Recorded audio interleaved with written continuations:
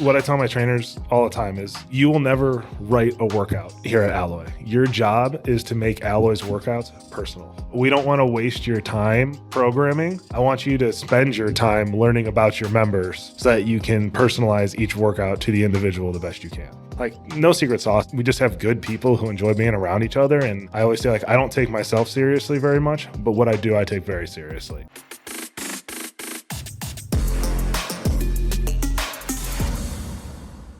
Matt LaCosse, what's up, buddy? Rick, how we doing, man? Appreciate you having me on. Listen, I'm glad you're here. We dialed up some perfect Chicago weather for you. Like, to me, this is freezing. Are you like, you're in a t-shirt? So. Oh, this is summer weather. It's currently negative 16 in Illinois, so this is good. This is good with me. If you guys aren't watching, Matt's wearing a Speedo. You can only see him from the waist up, but he's trying to keep his temperature down, right? Yeah, get my son You may tan. have more kids, so like we got to watch out. We'll see. We'll talk to Jessica about that. Well, look, man, I wanted to have you on because you're here for training. You're getting ready to open your second club. You've done well in a relatively short period of time. From our lens, from corporate, like you're the ideal franchisee, just in the way that you handle yourself, the way you treat your people. You're easy to deal with. You're a reasonable guy. It's like there's a lot of things there that align really well with us. So, yeah, I just want to have a conversation with you today. Yeah, pick your brain a little bit. All right, we have to start with your background. I know you probably get tired of telling the story, but it is very interesting. So tell everyone like what your background was up until recently. Yeah, so from Illinois originally, a town called Naperville, southwest suburb of Chicago. I know you're from Naperville. From Naperville, okay, hometown. Yeah. Moved around for a while because of my profession, which we'll get into here in a second. Yeah. But was avid sports growing up. My mom and dad both were Division I athletes, so kind of just wanted to follow in their footsteps. Was fortunate enough to kind of find football and some other sports as well. Did well, played in college, then spent 7 years in the NFL. 3 years with the New York Giants, 1 year with the Denver Broncos, and then 3 years with the New England Patriots. So cool. Bounced around all over the country for a little bit, and then retired about 2.5 years ago. Wife and I started a little real estate company and then wanted something else. So that's kind of how we found Alloy.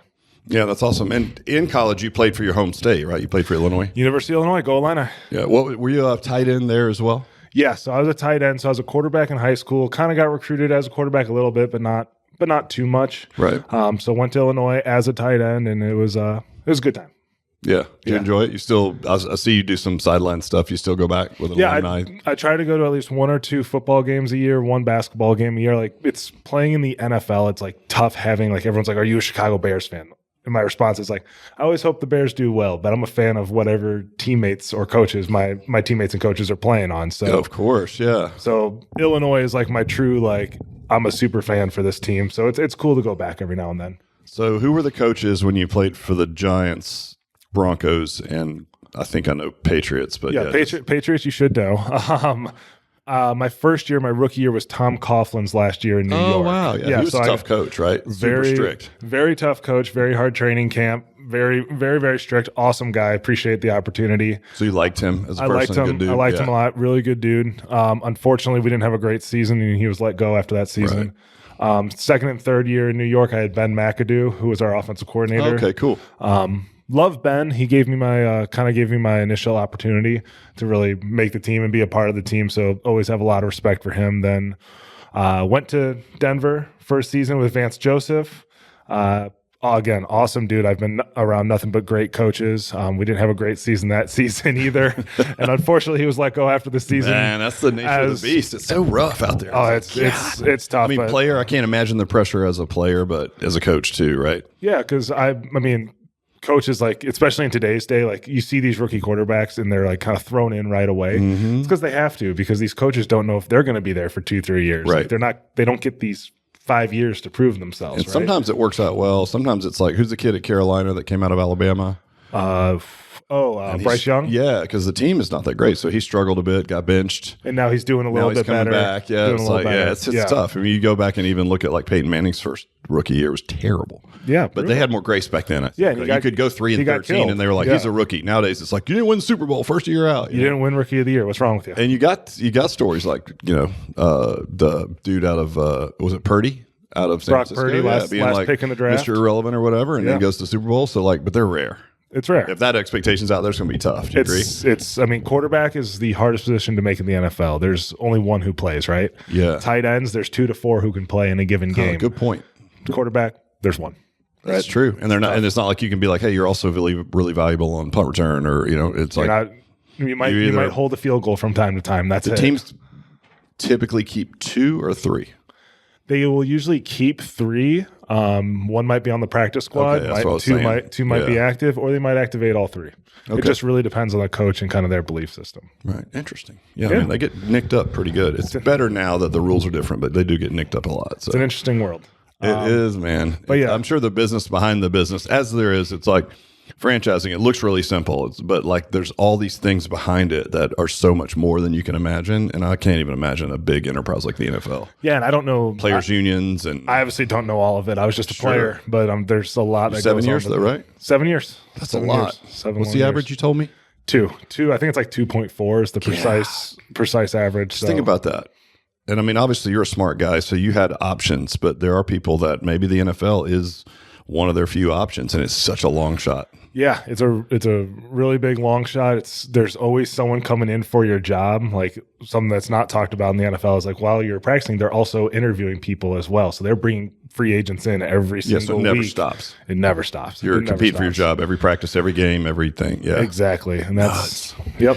The so out of Coughlin, Vance, what was his name? I don't remember. Vance Joseph. He was defensive coordinator, got a chance as a head coach, and he's actually the defensive coordinator of Denver right now. Oh, no way. Under Sean Payton. Came back, and I always have appreciation for him because that was the first year I've ever started. So I went from being a backup with New York to becoming a starter with Denver, and he really helped kind of my development. Who was your QB? Case Keenum. Oh, yeah. In Denver. Cool. So I have my first touchdown catch from Case Keenum. Didn't nab one from Eli, but that's okay. Yep. And then finished out that season there. Was hoping to stay in Denver. It didn't work out. Cool city, yeah. Yeah, really cool city. People and fans were awesome, so that was good. And then signed a deal with New England in free agency. How'd you like playing for Belichick? Awesome. A lot of like what we'll probably get into here in a little bit. A lot of the leadership qualities, how to treat people, everything along those lines is I learned from that organization. It's kind of been drilled into me. Yeah, it's awesome. Well, you knew before you even came here, we had the Do Your Job T-shirts. Yep. And we were always saying it in different ways. It's like, look, if you're a dad, you just be a good dad. If you're a husband, try to be the best husband. If you're a business owner, there's a role to play and do your best in it. That's what it means. It always sounds like it can come off harsh and derogatory. Yeah. But we'd always use that. It's like we didn't maybe term it that way, but sometimes we'd be like, just do your job. Come on, you know. But then I watched the special with Saban and Belichick, and I guess Saban lived in Bill's father's home and when he was a coach at the Naval Academy. Okay, I actually didn't know that. Yeah, so Belichick Sr. was a coach at the Naval Academy, and so Saban, that was his first job. I don't know if he was like a graduate assistant or whatever, Probably. But he came on board to coach underneath Belichick Sr., and didn't have anywhere to live. He was already married to the same lady he's married to now, so he lived in the Belichick house. And then Bill was off trying to make his mark, but he came home for the summer. So they lived as like roommates for like 3 or 4 months. Coaching brothers. Yeah, and then exactly right. Yeah. Step brothers, only different. But they became really close, and so they get together once a year and compare notes. And you have obviously the most prolific college coach and the most prolific pro coach get together and share notes. But in that special, it's like an hour long. You'd probably enjoy it. It'd probably be repetitive for you, but there's a section in there where both of them are using do your job in different ways. Sometimes it's like really cool. They're like, come on, man, look, he does that, you do your job, right? And of course, sometimes from the sideline, it's like, do your effing job. It's like, and I think you hit the nail on the head a little bit ago. It's like, it sounds harsh if you look at it from the outside, but the way we see it as players is how simplistic it is. Yeah. There's a lot of people running around. There's 80,000 people screaming your name. There's 2 million more at home watching your every single move. For me, at least, I can't speak for other players. It was almost calming because how simplistic it is. Like, I don't have to do anything above and beyond. I don't need to go have 30 touchdowns, 1,000 yards receiving this game. I just need each and every play. I just need to do my job to the best of my ability. Yeah, and they both have great snippets all over the internet about it's just about the daily practice, or it's about changing your habits, or like, great people don't appreciate mediocre people and vice versa, because the great people are just willing to do what the mediocre folks don't. I mean, it goes on and on and on, but there's a lot of truth to it. So it's funny 100%. That we had those shirts already. Very few people recognize it. I've actually had people get offended, which I'm like, it doesn't mean that. Even if you look at Stoic philosophy, they have a sort of a similar term to do your job, but it basically means just like show up as a great person. You're alive. You can put both feet on the ground. Like, the chances of that percentage wise are so low. Like go be awesome. Like there's no other way to be, right? It's simple. So you said that you guys got into real estate. So you've been out 2.5 years. What did you guys do originally? You started investing in some real estate, settled back in Naperville. Yeah. Right? So I know we said I played 7 years, but I never knew the next day if I was going to have a job or not. Yeah. So the question always came up, especially from my family. Like they always knew, like, hey, I was usually the last man to make the team every year until later in my career. So it was always, Matt, what are you going to do after football? Mm-hmm. What are you going to do after football? And despite my career, like I have a hard time taking orders sometimes. So I knew I always wanted to do my own thing. So just started like looking around what to do, and kind of real estate fell into my lap a little bit. I had some help from a few friends. Yeah. So we started just buying rentals. Mm-hmm. Started off in Chicago, sold those off, and came to a less crazy of an area. So we just started building our portfolio that way. A few flips, a few rehabs here and there, and just kind of built it over time. Right. And for those of you guys listening, like Matt's got an awesome partner, wife, Jessica, and her father's an entrepreneur, and she works in that business. So there's also some, because I know you got, like, you're responsible for the two of you to run it, and she's working with her dad. Mm-hmm. But it's still like you still have conversations about it. Like she asked me one of the best questions I've ever heard, which just shows how you guys are wired. And I know it's a simple thing, but I was leaving yesterday, and she's like, hey, pull me aside. She's like, hey, what could we be doing better? You're a top performer, right, in that bracket. So for her to be like, hey, how can we get better? It really took me aback. I'm like, well, you're in the top, almost in the top 10. You were. I know we're going to laugh about that, but I don't know. I mean, I'd have to put eyes on it. It's probably really nuanced, right? But there's nothing I can see from afar that I would change. So, but it's a great question. Yeah, and I think me and her are definitely both wired the same way. It's just what can we do every day to just get a little bit better, right? Yeah. It doesn't have to be like this huge, drastic, dramatic change, right? It's what can we be doing? Always have it's cliche, but having a growth mindset, right? It's never getting comfortable, because the minute you get comfortable is the minute something goes wrong. Yeah. Right? Just staying uncomfortable the best Do you find that you have, especially based on your competitive background, like when things do get comfortable, is there like an unease about it for you? Or are you like things going too well? I'm at my best.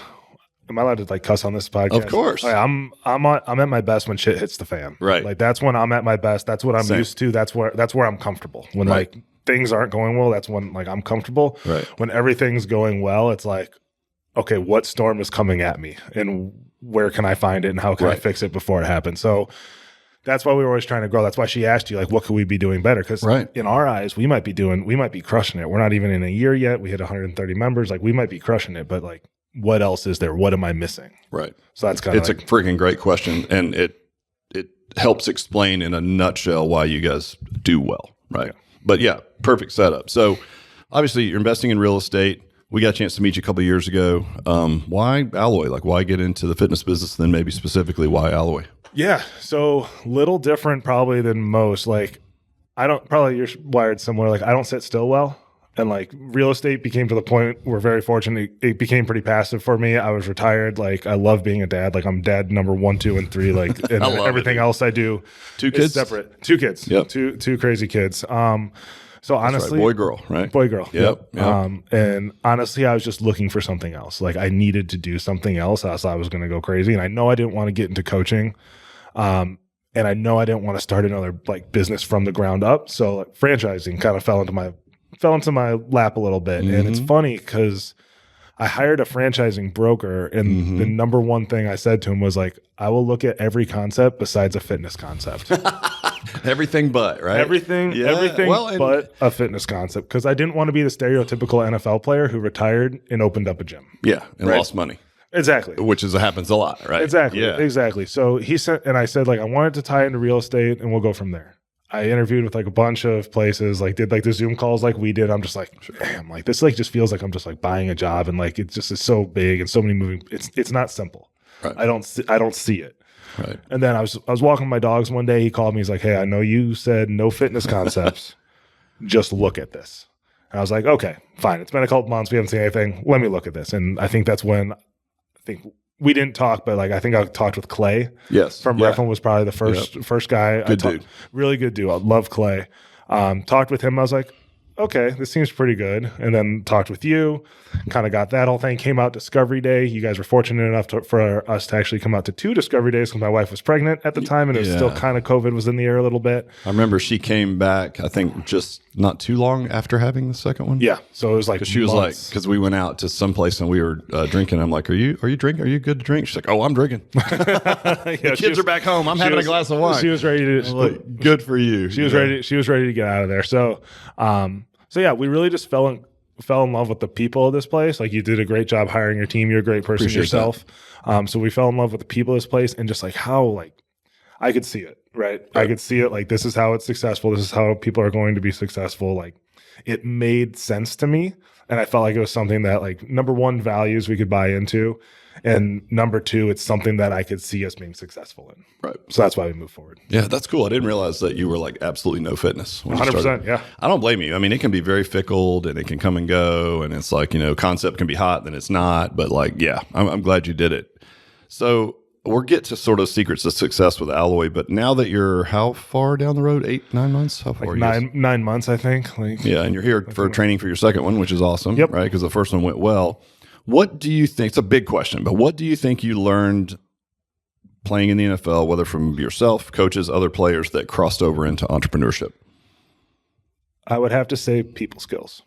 So in the NFL, so many mixed, diverse backgrounds, right? You have guys from all over the country, all different walks of life, whether they grew up in poverty or if they didn't grow up in poverty or wherever they are, from south, north, east, west, like even the coaches. And I think the number one thing I developed was the ability to talk, speak, and lead people.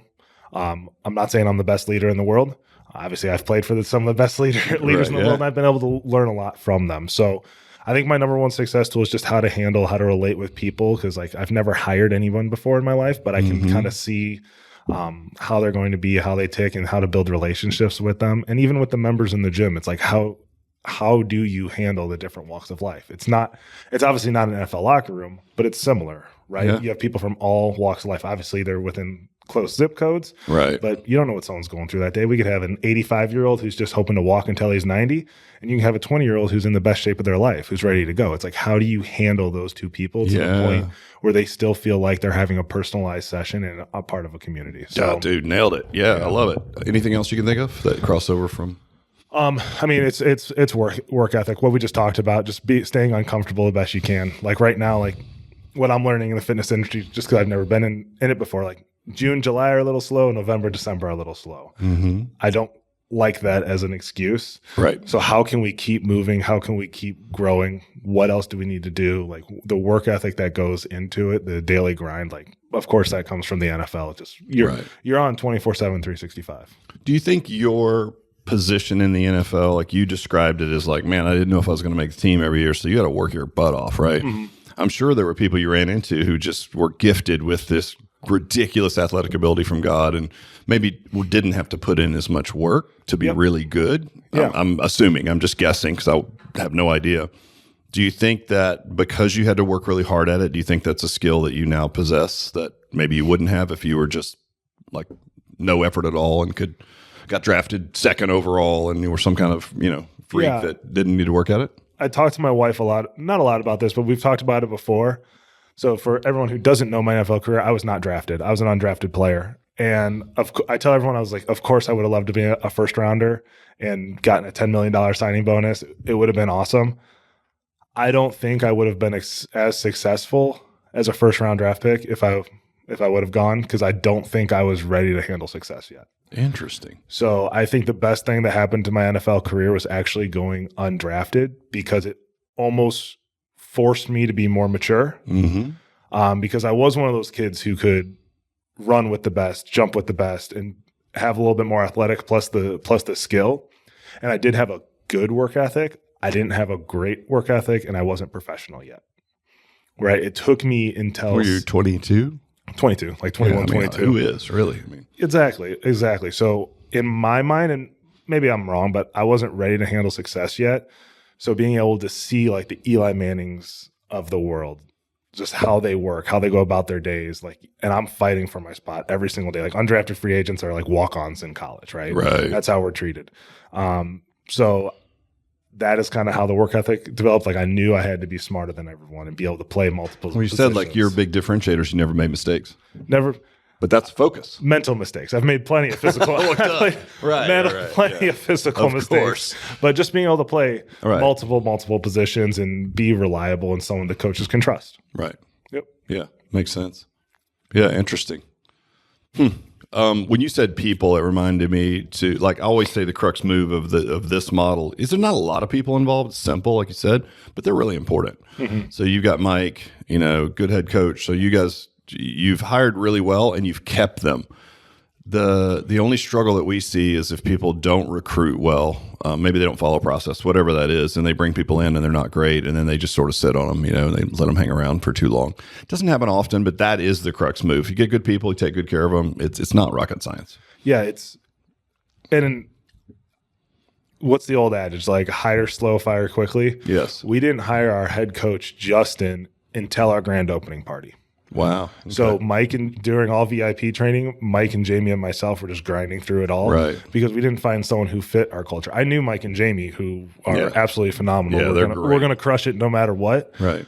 But who are we bringing into our culture? Because, Mike has to deal with him every day or her every day, whoever we hire. So you need to make sure that it works well. And I got very fortunate meeting Mike and Jamie. I got very fortunate meeting Justin and our other part-timers, but I think we also look for the right people as well. And we're not willing to settle for anything else than that. Yeah, and that's the way it should be. And, we have some resources there. You obviously had a few connections, which helped. But, yeah, man, you got to, to your point, give yourself plenty of time to get the right person. And sometimes you get, you might feel panicked or desperate, and anybody will do. And that's really it's almost like getting married. That's the most important partnership.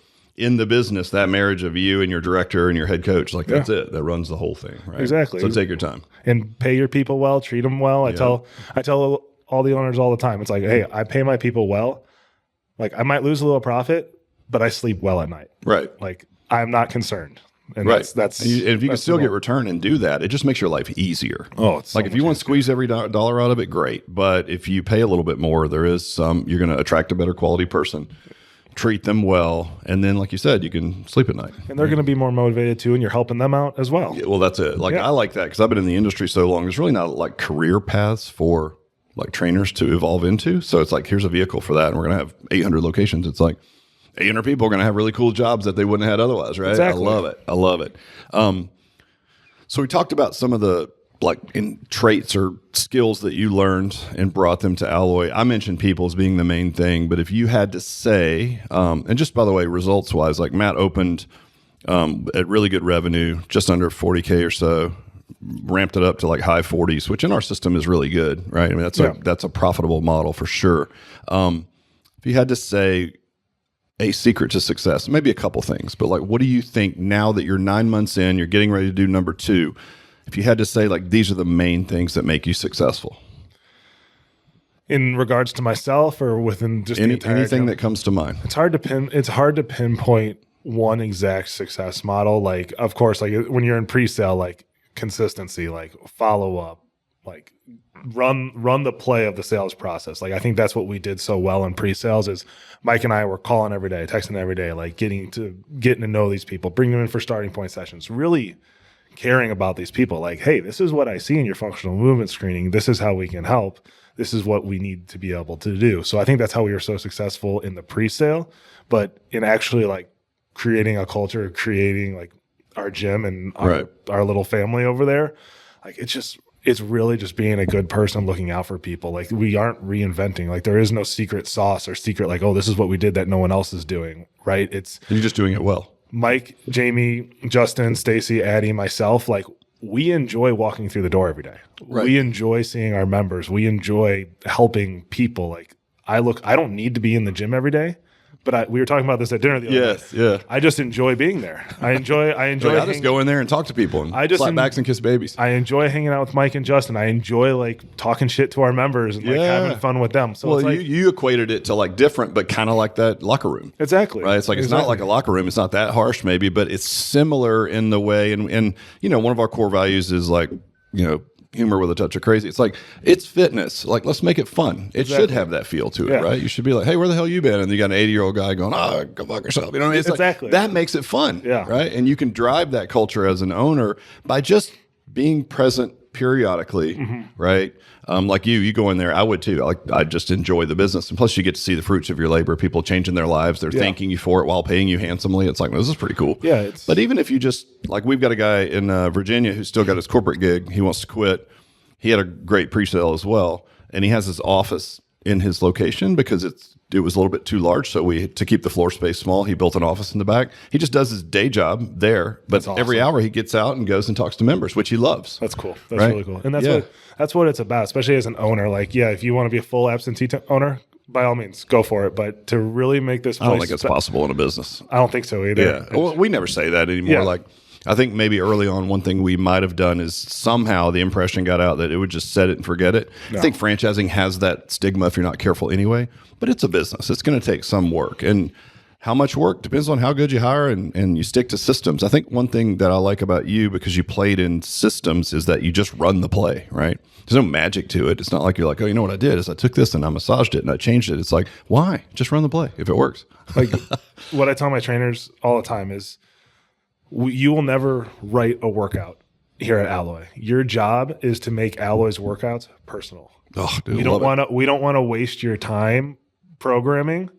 I want you to spend your time learning about your members so that you can personalize each workout to the individual the best you can. Love it. And that's kind of how we word it with them. And like, no secret sauce. It's just we just have good people who enjoy being around each other. And I always say, like, I don't take myself seriously very much, but what I do, I take very seriously. Right. So in being able to have those tough conversations with whether it's your director, your head coach, your part-timers, or even some members as well, we've had to have tough conversations, right?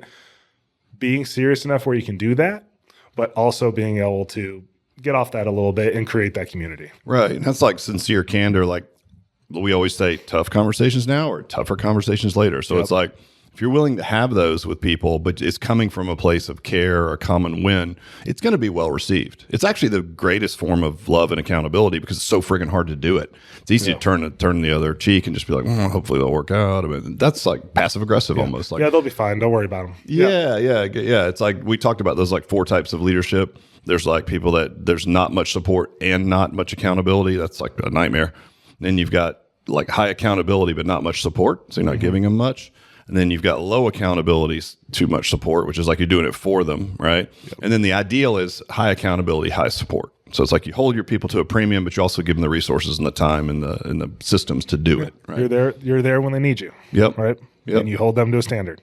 Well, now, Casey out of Montana, he's like 3 hours from his facility. And I'm like, so how do you do it? And he's like, it's simple. His director at the time was Paul. He's like, Paul serves the clients. I serve Paul. I'm like, man, I love it. Perfect, right? Perfect. That's ideal. Yeah, right. Ideal. Perfectly succinct. All right, bonus question. If you had to invite anyone to dinner, dead or alive, who would it be? Arnold Schwarzenegger. Dude, there's this. Did you watch the documentary on him? Yeah, the recent one. Yeah. Oh, he's such an impressive guy, dude. I mean, say what you want. He fully owns up to all his stuff with his maid and the kid, but he's an older guy now, so he's in reflection. Like, yeah, that was pretty screwed up. But man, what an impressive guy! Dude, and like I'm Austrian too. My grandma came over here from Austria, so cool. Like he's Austrian, so we have that a little bit, and just impressive individual. Like, how do you go from speaking no English to being the governor of California, right? Like, from Austria, and probably one of the most well-known actors in the world by far. Unbelievable, by far. And incredible. He seems like a pretty cool guy. Like he was talking about, like, people get bummed or depressed or you get down. He's like, I don't understand that. He's like, I don't have time. I just have too much to do. Yeah. He's up like feeding his mini donkeys or whatever in the morning, right? He was just like, I just have too much stuff to do. I don't have time for that. And the humility he speaks with too, just in that whole thing. It's just like, this guy has made it to the top and then reinvented the top and still is so humble about everything he's done. All right, I get it. Plus, Arnold's awesome. There's a bunch of posters of him in our break room just as kind of a joke. Yeah. But like, he's undeniable. He really is. Who's yours? That's a good question. I've named everybody from Jesus to, like, because I've been asked this question because I do ask it a million times. I think it depends on the time. Maybe like Eisenhower or somebody from World War II. Be like, all right, how did you make our Churchill? Like, okay, it's D-Day.